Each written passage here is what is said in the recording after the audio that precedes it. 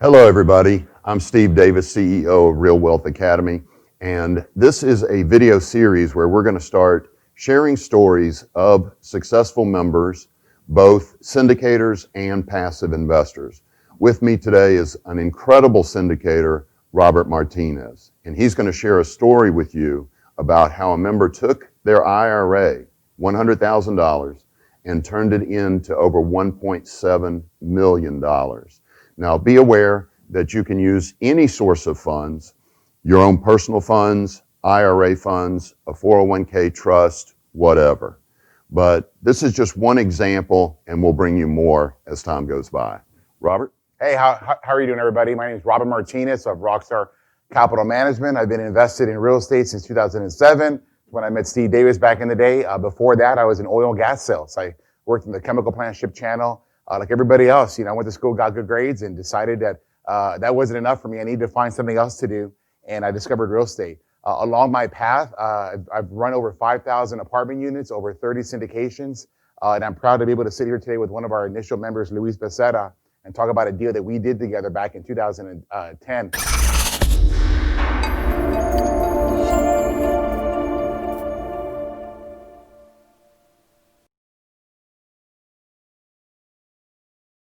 Luis, you were the star of the show, man. But you know what? Before we tell your amazing success story, let's tell everybody how you got involved in real estate. Back in 2005, I was severed from the IBM Corporation after 25 years. And like everybody else at that time, all I knew to do with my money that I walked away with was to roll it over with a financial planner. I did that.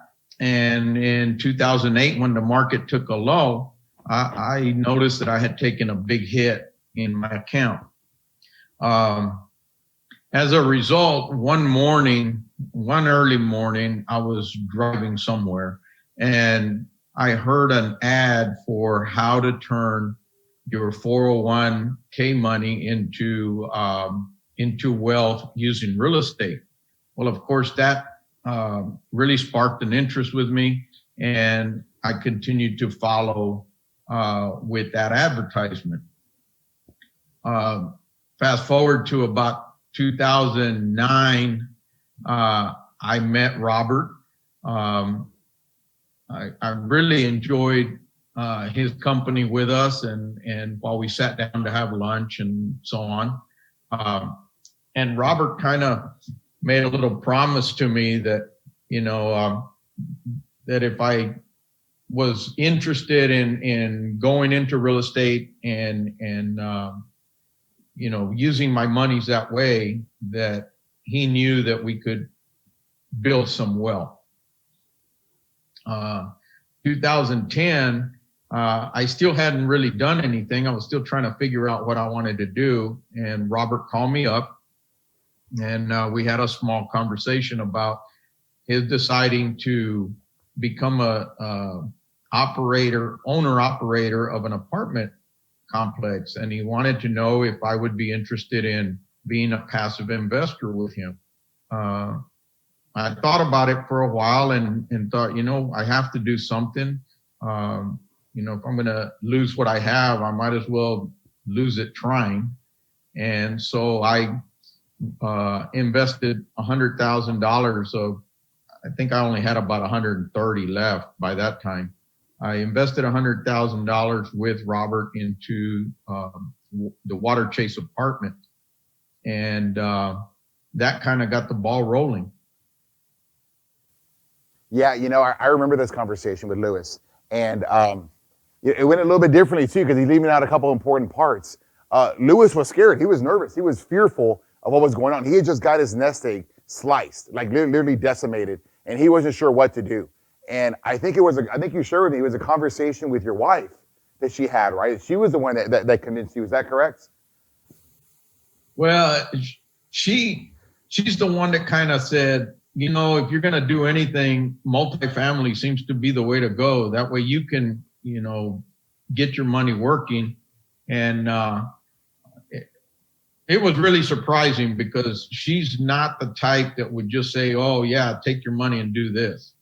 she felt really strong about it, and so we did that. So Louis, let me ask you, if your wonderful wife Teresa had not been involved, would you still have done real estate?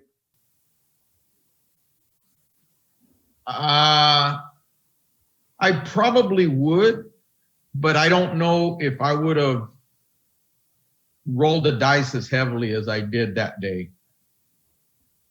The point I want to make here is that we're going to show some amazing results for Luis in just a second. But it took the first step, and the first step was fear. You have to get over fear. You have to get over, is this risky? Am I going to lose my money? I mean, Luis had everything against him, like the 8-ball just, had his name on it, and he just got destroyed with the recession, the Great Recession. And it took a lot of courage for him to take that last 130,000, Steve, and okay, you know what? I'm going to try something completely new. I'm going to put it in apartments, and I'm going to see if this works. And so I just want to congratulate you and give kudos to you and Teresa, because had you not done that, we wouldn't have the results that we have today. But Louis, before we go into these numbers, how has your life changed since then? Tell me what the benefits of real estate have been for you. Like, what are you doing today?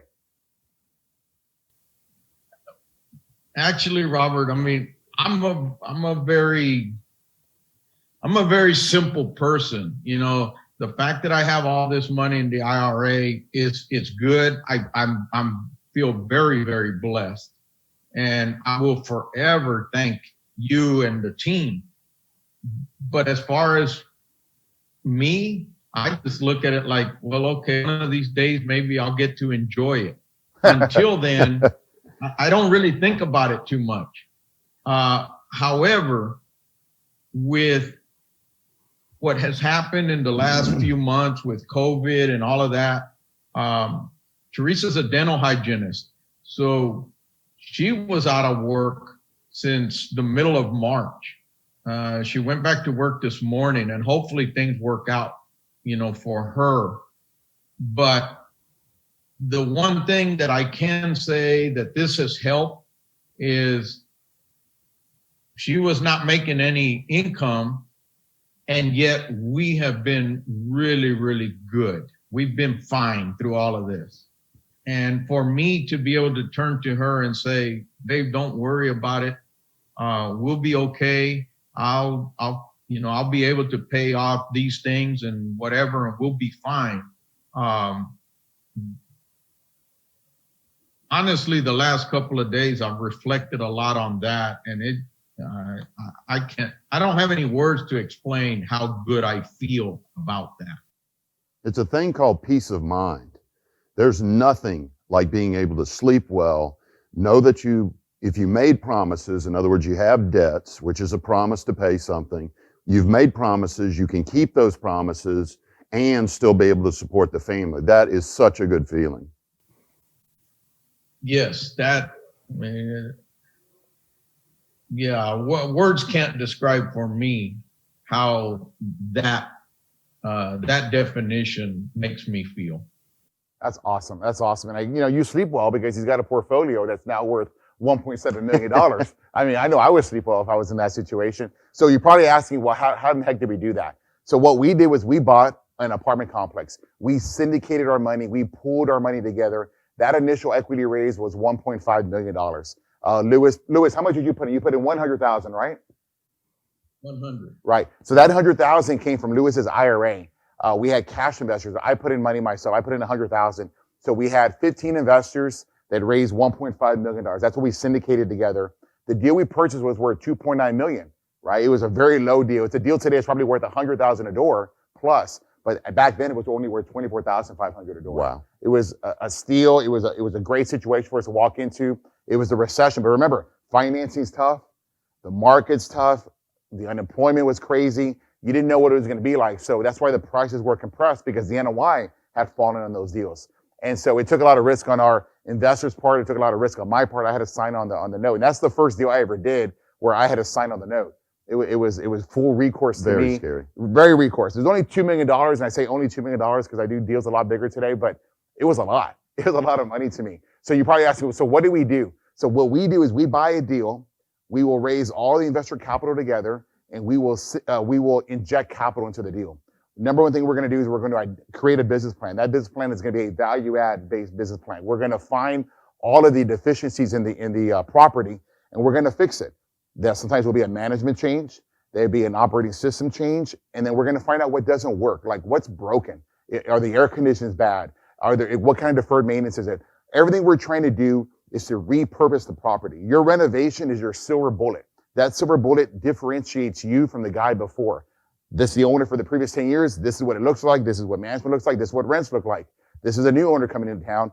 He changes the property. He makes it a reflection of who he is. And for the next 10 years or so, you run it differently. And together with Lewis and other partners, we've done an amazing job. So what we do is we want to renovate the properties so that we can increase rent and we can decrease expenses so we can increase the NOI. When we increase the NOI, which is the net operating income, we're going to do a refinance event. And that refinance event back then in 2009, 2010, 2011, we could do those every 12 to 14 months. It was very quick because you're buying it so low and you're making so many improvements that there's so much equity in that deal when we pull it out.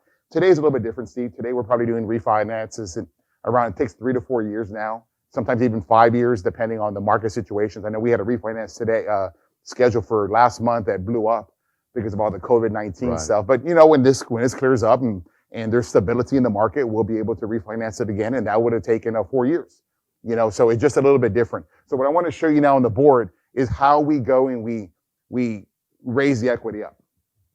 All right. So what we do is we need to understand a concept first, and that is the magic formula. To understand the magic formula, you need to understand that revenue minus expenses equals the NOI. The NOI is the net operating income.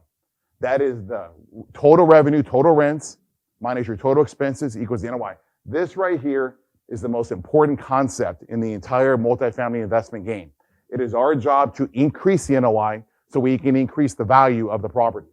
So the next part to that is that if this is how the property is based, right? The NOI right here divided by a cap rate. Let's just say 6%, is how the lenders will determine value. That's how they got to 2.9 million. That's what the NOI was based at the time. Our job is to increase this a little bit. So what we're going to do, I guess I can come over here, is that you need to understand the magic formula. Magic formula. And the magic formula is very simple. $1 of NOI, this is the NOI, divided by the cap rate. Today's cap rate is 0.06, equals, in today's dollars, $16, roughly. So if you take your calculator, like, well, how's he doing that? Take your calculator, 1 divided by 0.06, 1 divided by 0.06 is $16.67. That is the valuation. This is what the lenders look at right here. That means every time you raise the rent, $1, just for one unit, you've increased the value of the property by almost $17. Every time that you reduce an expense, like a service contract, you save a little bit on paints, you cut payroll a little bit, you've increased the value by $17. Now imagine if you can do that on a larger deal. So for example, if that deal that Lewis and I brought together was 118 units, 118 units times, let's say we raise rents, what do you think in a typical year, Dale? I'm sorry, Steve, excuse me. $50, 25. $50. All right, so take your formula real quick. 118 units times $50 generated almost $6,000 of valuation for the month. Now multiply times 12. You've now generated $70,800 of NOI. That makes sense? All I did was increase the rent by $50. 118 times 50, should have put times 12, equals, let me do it again, equals $70,800. If I apply the magic formula, remember, this is the new NOI now. If I apply the magic formula, divided by 0.06,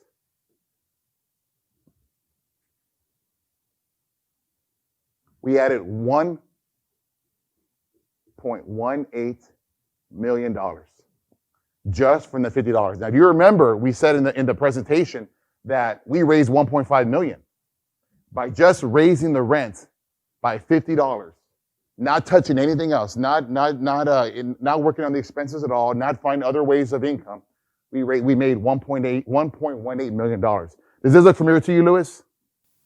Yeah. Yes, it does. All right. So this is really important. I hope you wrote this down because I now need the rest of the board. What we did with Lewis is that he bought a deal with me in 2010. 2011, we refinanced that deal. And I don't remember how much we pulled out, but it was a large number, right, Lewis? Do you remember how much it was?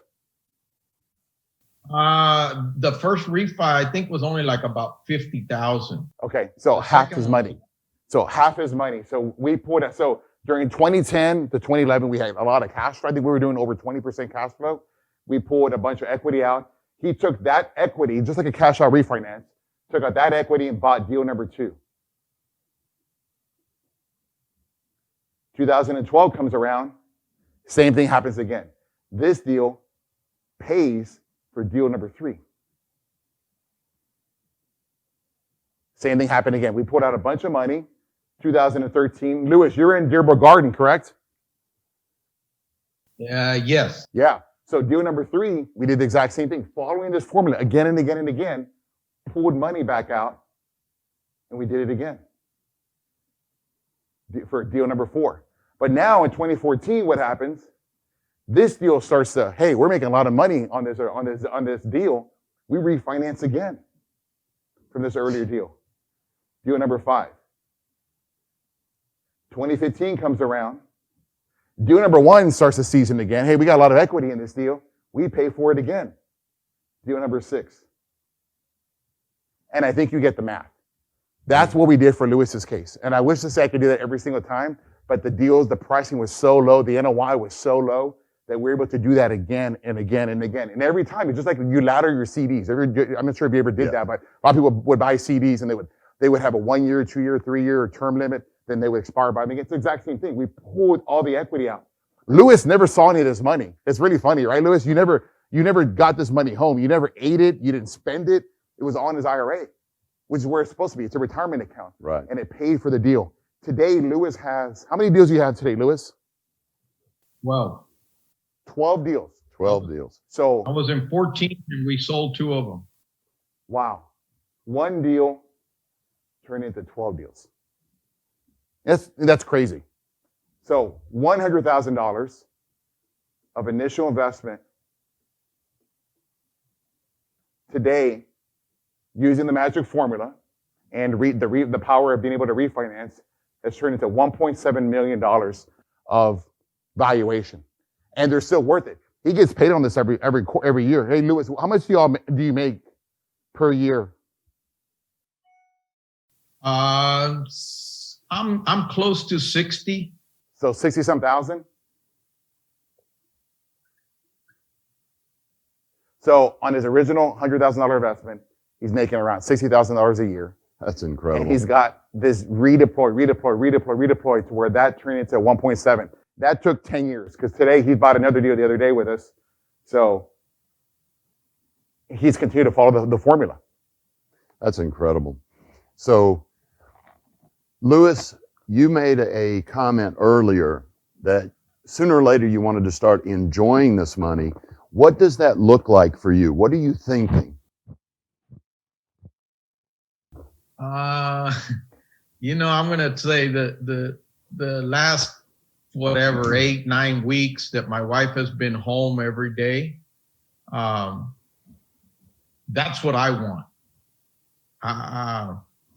I know that she will probably never want to stop, completely stop working, but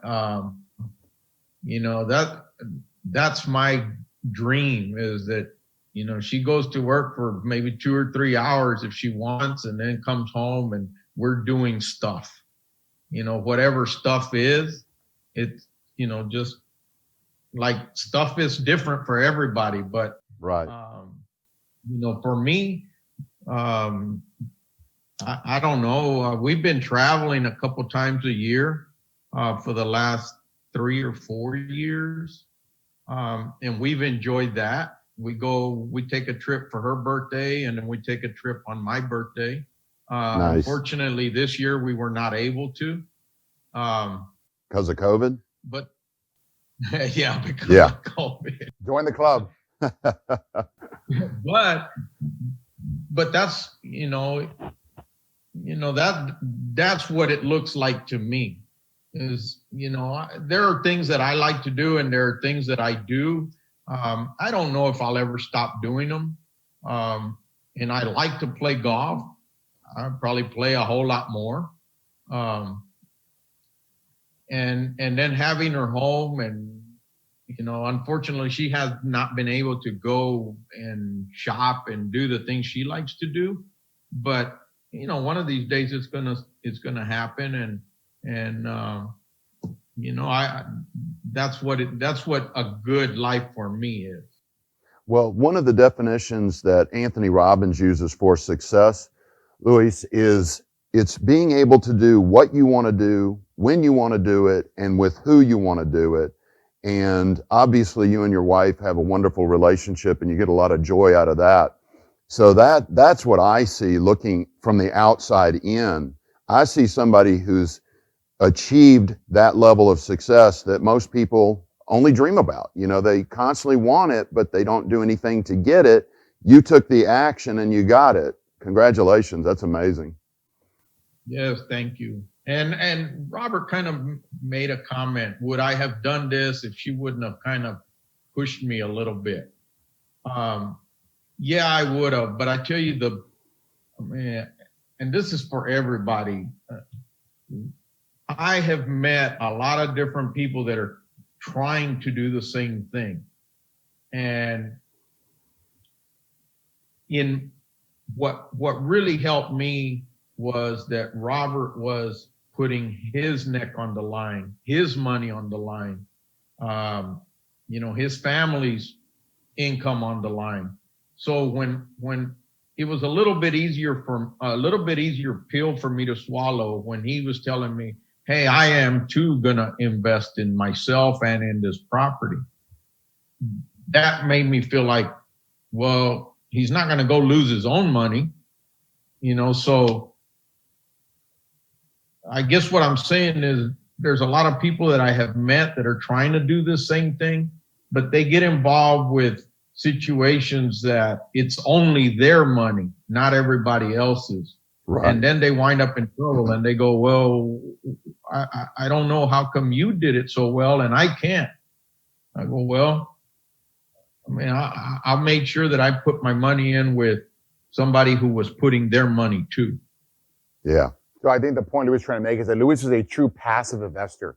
He relied on the syndicate, relied on a guy to put the deal together who was willing to sign on the note, right? And when you're willing to sign recourse on a note, that means it's your money on the line, it's your kid's head on the line, it's all your future earnings on the line if that deal goes south. Then throw in the fact that I really like Luis. I have other friends who are in this deal, other deals, my mom's in that deal, my mother-in-law's in that deal. There are important people in my life that are in these deals, and you work even harder. And Luis is, the point he's trying to make is that I'm a passive investor. And all I saw is I wanted you to have skin in the game. A lot of guys, they raise equity, they sell, and then they give it to somebody else to do it for you. They don't do it themselves.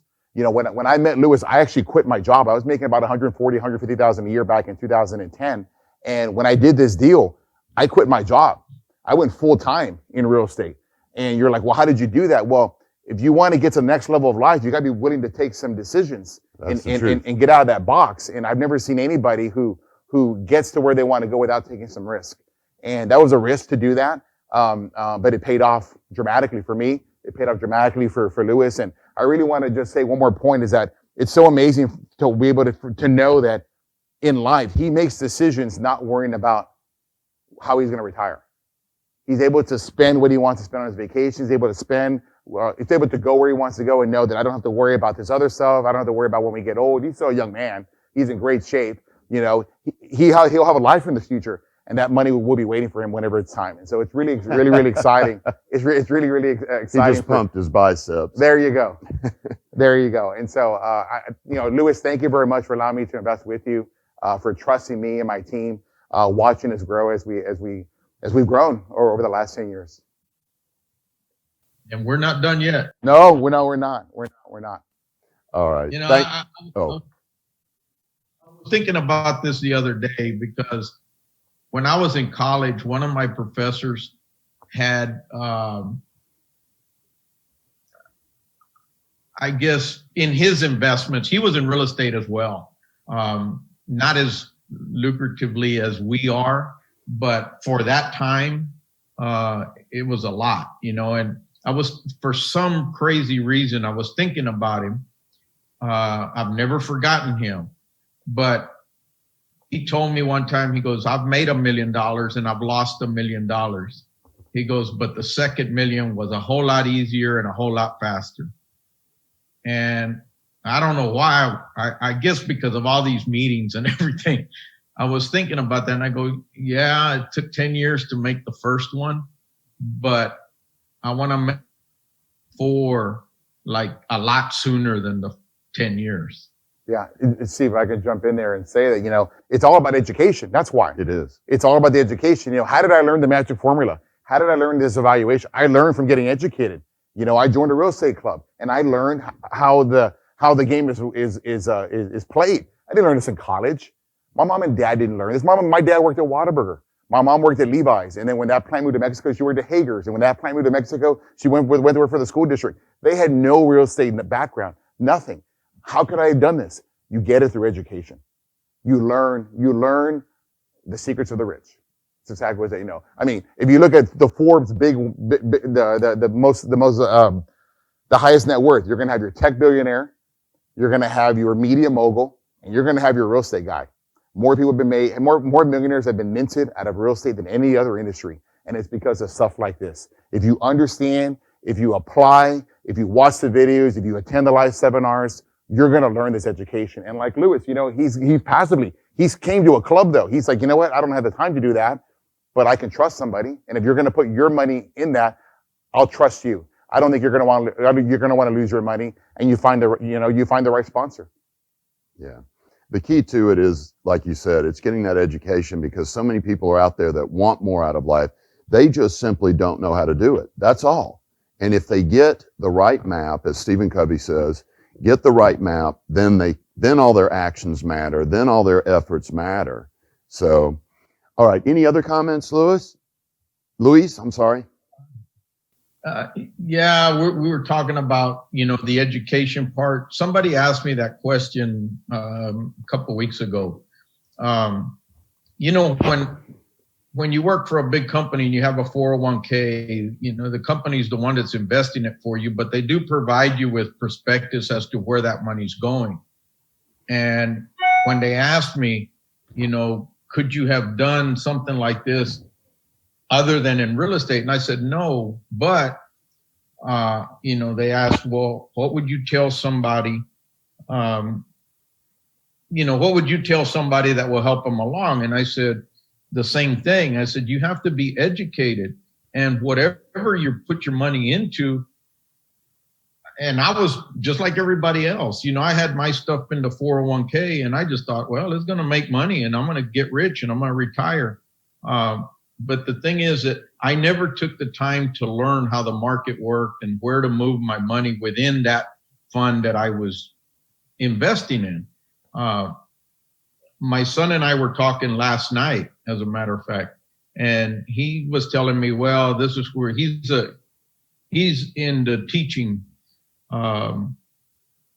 He's an educator. So he was telling me, well, I have my money in this, and you know, our retirement is this way and that way. And then after so many years, this is what I'll retire with. And I said, yeah, but if you could understand where that money is going and be able to move it around, you might be able to make a little bit more. And he kind of looked at me and goes, yeah, you know, that was the question. That was the answer that I had for the question that was posed to me, is how would I tell somebody, or what advice could I give somebody? And it really comes down to being educated, you know, getting to know what you're trying to do, and then learning how it works and making it work better for you. Great points. Great points. All right. Thank you, Robert. Thank you, Luis. Again, we will continue to bring successful members' stories to you. This will all, if you're thinking about investing with Robert, then you need to be at the weekend class coming up as quickly as possible, and I'll explain exactly how you can do that. Thanks again to both of you. To the rest of you, have a great rest of your day.